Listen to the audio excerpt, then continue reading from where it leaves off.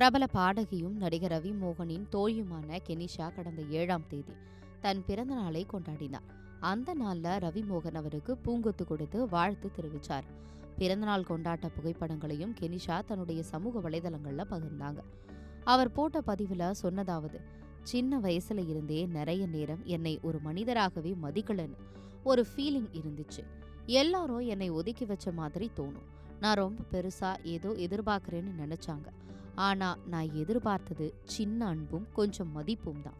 அப்புறம் ரவி மோகன், நீ என் வாழ்க்கையில வந்ததுக்கு அப்புறம் என் உலகமே மாறிடுச்சு. என் எண்ணங்கள், என் செயல்கள், காதலை பற்றி என் பார்வை எல்லாமே புதுசா மாறிடுச்சு. மற்றவர்கள் இதை எப்படி வேண்டுமானாலும் நினைக்கலாம். ஆனா நம்மை நன்றாக தெரிஞ்சவங்களுக்கு நாம எவ்வளவு உண்மையாவும் நிம்மதியாவும் இருக்கோம் என்று தெரியும். எனக்கு கஷ்டமான நேரங்கள்ல நீ என் கூட நின்ன. நான் அடைந்த ஒவ்வொரு சின்ன வெற்றியையும் கூட உன் வெற்றியா நினைச்சு கொண்டாடின.